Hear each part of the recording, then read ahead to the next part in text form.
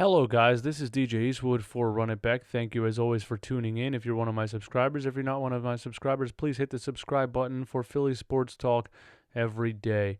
I just want to give you guys a fair warning, disclosure. If there's any children near or around you at the moment, please make them exit the room. I am about to bring in DJ Eastwood's alter ego, who is not very happy about what just happened in this Eagles and Seahawks game, and there may or may not be foul language involved. DJ Eastwood's alter ego, over to you.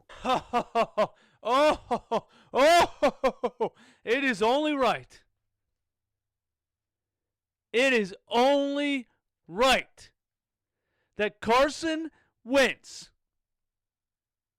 battled this whole season through all the scrutiny, all the injuries around him, lost his starting wide receivers, lost his starting running backs, lost his defense, lost his offensive line, lost his tight end,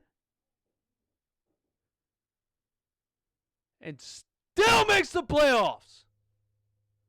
Still drags a team full of plumbers and trash men to the playoffs.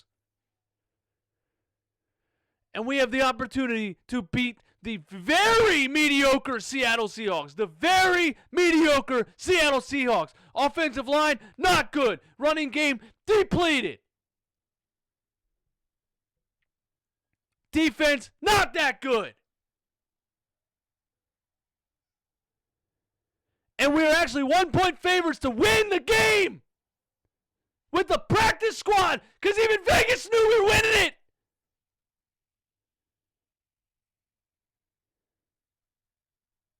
And somebody, an assassin, a dirty player by the name of Jadaveon Clowney keeps the Seahawks' chances alive by cheap-shotting my quarterback.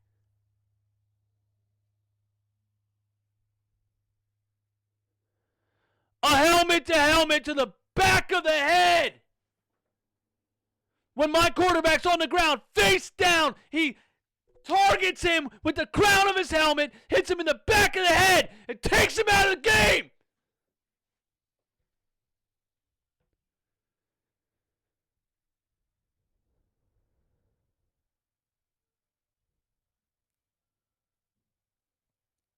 Carson Wentz is a warrior. Josh McCown is a warrior. Greg Ward Jr. is a warrior.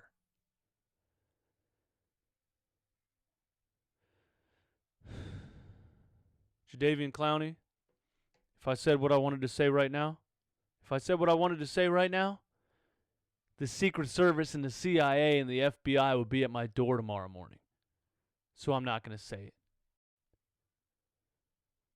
Congratulations on cheap-shotting a quarterback to win a playoff game. Congratulations! And NBC, you should be ashamed of your damn selves for not only not talking about how it was a cheap shot, but you interviewed him after the game!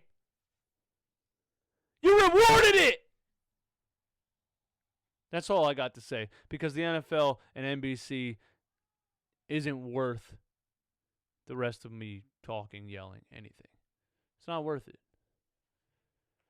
Chris Collinsworth?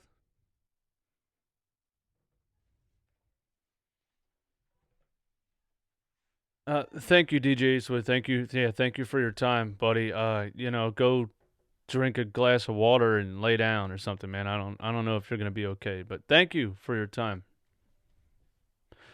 So, yeah. Carson Wentz drug a team full of practice squad players all the way to the playoffs. Played his ass off. I mean, for the past 4 games, he's led the NFL in every statistical category. He was unstoppable the past 4 games. Game-winning drives, first place. Passer rating, first place. Yards, first place. Third down conversions, first place. He was absolutely on a roll, unstoppable. Oh, kind of reminds me of 2017. MVP season. Clearly the best quarterback in the league. Torn ACL. He was on a roll. He was unstoppable. And Jadaveon Clowney takes him out and ends his season. And he was smiling, taunting the crowd, all this stuff, man. The guy was happy about it. That's what kind of player he is. That's pathetic. That's unreal. The NFL should review this and not only fine him, they should suspend him for the next playoff game. That's what should happen. They should suspend him for their next playoff game. That's what should happen. If they really care about player safety and they really want to take this kind of stuff out of the NFL, he should have to miss a playoff game for that play. But they won't do it. The Chris Collinsworth, and they wouldn't even admit that it was a cheap shot. They wouldn't even admit it. They wouldn't even bring it up. All they kept talking about is how talented Jadaveon Clowney is. Oh, my God, he's unstoppable. Oh, my God. Now we're going to interview him after the game. They had the nerve to interview him after the game. Anyway, let's get into a little bit of analysis of this game. Some of the drives that were cut short, we couldn't get in the red zone. Let's be serious. We still drove the ball down the field, even with 98-year-old Josh McCown. Josh McCown did what he could do, man. He was absolutely impressive. He still drove the ball down the field. But when it came down to the red zone, we couldn't get it in the end zone. And if you're telling me out of 4 red zone visits, Carson Wentz wouldn't have put the ball in the end zone at least one time, you're out of your damn mind. And you're lying to yourself because you know damn well he would have. If Carson Wentz is in this game, we win this game. We're in the second round of the playoffs. Deshaun Jackson's back. Now it's a whole different animal. I liked Miles Sanders' game. I liked Boston Scott's game. I thought Jordan Howard was activated. But apparently Doug Peterson's pulling a Brett Brown on us and just deliberately not playing guys for no reason. There was a 3rd and 3 in the red zone where we ran Boston Scott up the middle. I don't understand that. Especially if Jordan Howard's activated. How do you not run Jordan Howard up the middle right there? Boston Scott is a nice player on the screens and the pitches, just like Darren Sproles. But also just like Darren Sproles, Doug Peterson has now fallen in love with Boston Scott because he loves the underdog, because Doug Peterson was a backup quarterback his whole career, and he was an underdog his whole career. He loves the underdog, and he falls in love with a guy and plays him way too much. Doug Peterson's a player's coach who plays guys that he enjoys as a person. Goes out to dinner with him, and yeah, buddy, I'll play you tomorrow. I'm not saying Boston Scott shouldn't have been played, but 3rd and 3 up the middle. First of all, Josh McCown was rolling. Let him throw the ball. Live and die with it. You don't run Boston Scott up the middle on 3rd and 3. 4th and 4 with the game on the line. We go for it. I didn't like the call at first. I don't hate it now that I see we didn't score on the next possession anyway because we just couldn't really convert in the red zone. And Doug was like, we're not going to win this game kicking field goal after field goal. Like, we got to score at some point, so we're going to go for it. So I don't hate that. It's just perfect that our season ended on a dropped pass. Not only did our season end in the first quarter on an injury, on a cheap shot, but our season actually physically ended when Miles Sanders dropped the pass. Now, it was behind him, yes. I didn't really like the play. I didn't really like the execution. I thought McCown should have thrown it over the top instead of trying to squeeze it behind him, but it did hit him in the hands. But nobody's really going to blame Miles Sanders for that. He played a great game. It hit him in the hands. If he would have caught it, he had room to run. He might have been in the end zone, but we're not going to bring it down to that. But it's just funny that our season actually ended with a backup quarterback and a dropped pass. I thought our defense played pretty good compared to what they looked like in the past couple weeks. pretty good, man. Crevion LeBlanc was all over the field, man. That dude just came back from injury a couple weeks ago and has just been absolutely everywhere. Hands in plays, batting balls down, knocking balls down. He played great. He doesn't like to tackle, and there was a play where running back was coming up the middle, and LeBlanc had an open shot where a lot of guys would have taken a free hit, and he just kind of stood there and let his other guys tackle him. You can tell he doesn't like to tackle, and there was a big missed tackle that he had towards the end of the game. I don't remember the play exactly, but yeah, he's good on-ball defender. He doesn't tackle, and if you need him to make an open field tackle, it's just not going to happen. Malcolm Jenkins was everywhere. That guy has a heart of a lion. That guy has the absolute heart of a lion, man. He was everywhere. He's even on the punt team, hitting the damn punt returner. He's 31 years old. You know how he is in practice? He's probably like, what do you mean? I'm on the punt team, bro. I want to hit somebody. I want to run down the field and hit the punt returner. I love Malcolm Jenkins, man. Heart of a lion. Just blitzing from all different angles, getting to the quarterback, making plays in the pass coverage, making big hits over the middle. Malcolm Jenkins is just a dog, and it just sucks that our season ended like this because we fought and fought and fought. I mean, you knew they weren't going to win a Super Bowl, so after, I calmed down after all of that and come to my bring my mind back down to reality. I knew they didn't have the talent to win the Super Bowl. I did think they had the heart and the will to at least win this game against Seattle, and if it wasn't for Wentz getting hurt, they would have done that. But the way that they fought this whole season, through those injuries, through Mac Hollins completely sucking ass for 10 games, through Nelson Aguilar sucking ass for 12 games, for Alshon Jeffrey being kind of good and then sucking ass, all three of those guys gone, bring in practice squad guys who were just, directing old ladies to the power section of Home Depot 2 weeks ago, gets a call from hey, man, we need you to play in an NFL playoff game next week, And those guys come in, Robert Davis, Shelton Gibson. Bro, I remember when we drafted him. I thought he was a speedy guy. Haven't seen him for 2 years. Now all of a sudden he's running down the sideline, gets a huge pass interference call because he's really fast and he spread the field. And it actually took us the entire season to put somebody like that on the field. Hey, we don't have a guy that can spread the field. Deshaun Jackson's not coming back. Mac Hollins sucks ass. What should we do? And we're like, let's just not do anything. And then the playoffs come around, we're like, oh yeah, Sheldon Gibson is really fast. He can get down the field. And we put Sheldon Gibson in the game. I loved Josh McCown's relentlessness. I loved the fact that, first of all, he didn't think he was going to have to play football today. But he came on the field, and he didn't settle for this little check down game. He didn't say, no, you know what, I'm 40 years old. I'm not going to make any amazing plays. I'm just going to hand the ball off and run screens until this game is over. No, he's got, this dude is a fighter. He stepped in there and he said, I can do this. I've done this before.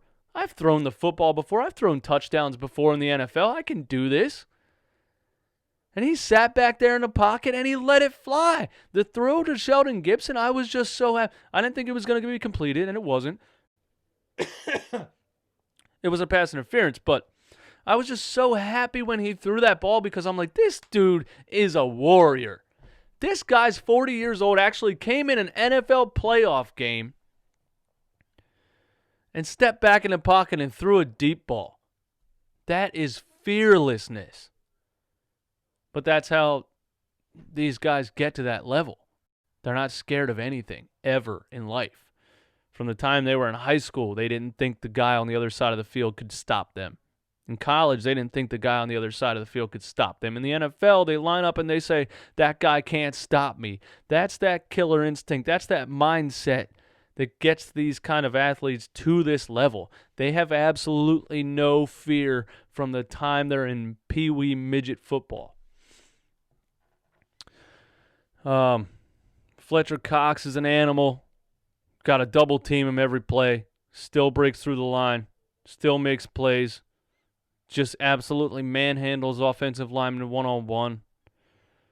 I'm sad, man. I don't want this season to be over. This team is just a team full of fighters, man. A team full of fighters. Derek Barnett had a really bad roughing the passer call in the first half, I think. And me and my mom and the rest of my family always say how much we love Derek Barnett because he's a dirty dog. He's that kind of player. He's that blue collar. He just wants to eat your soul when he looks at you, but it comes back to bite him because he makes some cheap shots sometimes and he hits the quarterback late like he did on Russell Wilson and they called it.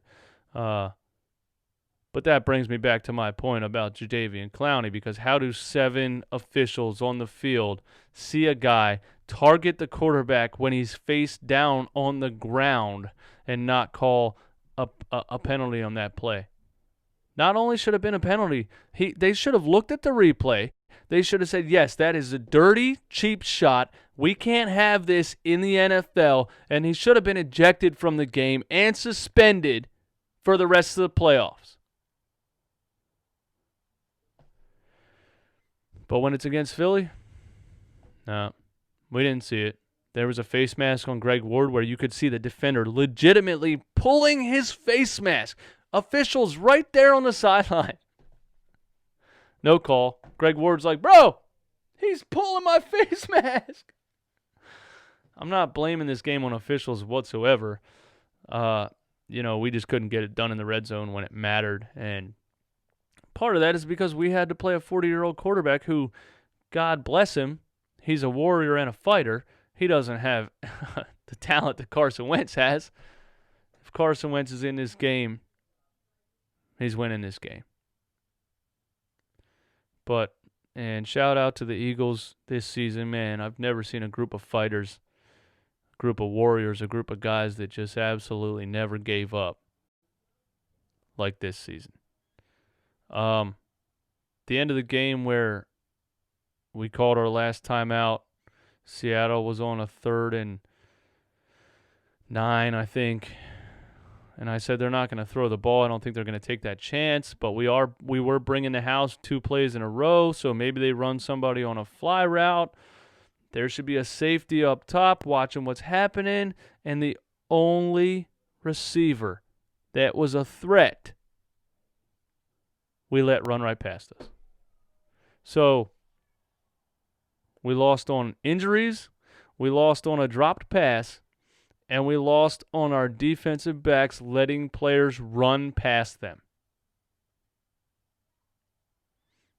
You could have hit the guy a little bit. I feel like at that stage of a playoff game, the officials aren't going to call an illegal contact right there either. You could have made a little bit of a play. To let DK Metcalf just run right past you to end your season, that's just the epitome of this season. Injuries and absolutely atrocious defensive back play. And I just could not believe, not that I thought we were going to score anyway if we got the ball back, but to let the season end on a receiver just running right past you, you can't write stuff like this, man. You can't. All right. I didn't want this video to be too long, but I also just, I don't want to end it because it's going to be my last Eagles video of the season, and I'm sad that it's over. But thank you guys for watching. This is Run It Back. My name is DJ Eastwood. Please hit the subscribe button if you like talking Philly sports every day. Moving forward, it's going to be more Sixers videos and waiting for baseball season to start. I can't. Woo! What is it, January? When does baseball season start? Man, I can't wait for some Phillies this season, man. Yeah, thank you guys for watching, man. Shout out to the 2019 Eagles, man. They fought their asses off. They never gave up. Carson Wentz drug a team full of, teachers and auto mechanics to the playoffs, and it's just remarkable. But it's just sad that he keeps getting things like this that happen. He doesn't have good luck, man.